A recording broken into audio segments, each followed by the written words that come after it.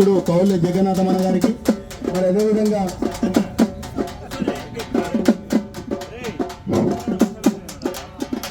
ఈరోజు ఇందిరా పార్కులో ఈ రాష్ట్రంలో ఉన్నటువంటి కుల సంఘాల అధ్యక్షులు, బీసీ సంఘాల అందరి అధ్యక్షులతో కలిసి ఈరోజు జాదుల సీనన్న గారు, మరి అదేవిధంగా గుజ్జ కృష్ణన్న గారు, వేదిక ఉన్న బీసీ సంఘాలందరూ కూడా, బీసీ చేసి అందరూ కూడా ఈరోజు పాలు పంచుకోవడం, భాగస్వామ్యం కావడం. తెలంగాణ ఉద్యమం ఏ విధంగా అమలు చేయరు, బీసీల రిజర్వేషన్ అమలు చేయరు, అసెంబ్లీ తీర్మానించిన లెక్క చేయరు, అసెంబ్లీ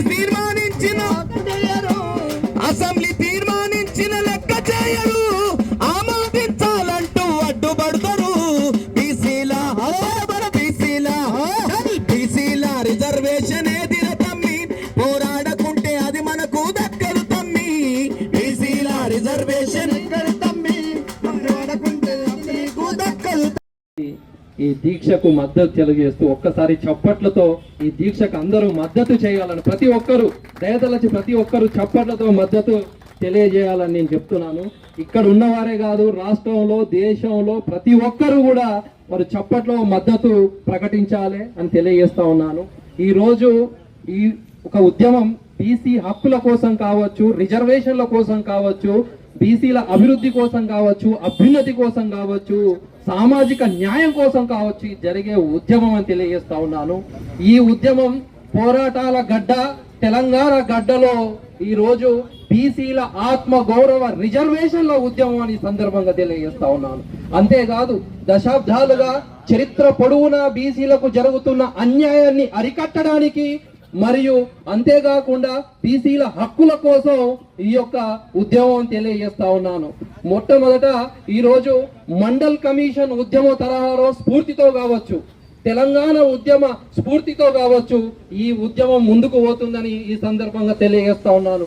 జ్యోతిరావు పూలే కావచ్చు, మరియు పెరియన్ రామస్వామి కావచ్చు, మరియు కేరళలోని నారాయణ గురు కావచ్చు, వారి యొక్క స్ఫూర్తితో ప్రేరణతో ఈ సామాజిక ఉద్యమాలు ముందుకు పోవాలి, మన హక్కులు మనం పోరాడి సాధించుకోవాలని ఈ సందర్భంగా తెలియజేస్తా ఉన్నాను.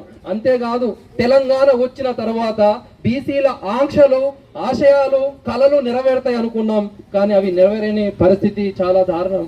ఇప్పటికీ బీసీలు కావచ్చు, ఎంబీసీలు కావచ్చు, సంచార కులాలు కావచ్చు, అర్ధ సంచార కులాలు కావచ్చు, భిక్షాటన చేసే కులాలు కావచ్చు, ఇప్పటికీ దారిద్ర్య రేఖ దిగువన జీవించడం చాలా బాధాకరం తెలియజేస్తున్నారు. అంతేకాదు ముఖ్యంగా ఇప్పటికీ 100 కులాలు అసెంబ్లీలో అడుగు పెట్టలేదు, 100 కులాలు పార్లమెంట్ లో అడుగు పెట్టలేదు. ఇప్పటి వరకు ఒక 100 కులాలు సర్పంచులు కాలేదు, ఎంపీటీసీలు కాలేదు, జెడ్పీటీసీలు కాలేదు. రాజకీయ ప్రాతినిధ్యం లేకుంటే అంధకారంలోకి నెట్టివేయబడతారనేది అక్షర సత్యం.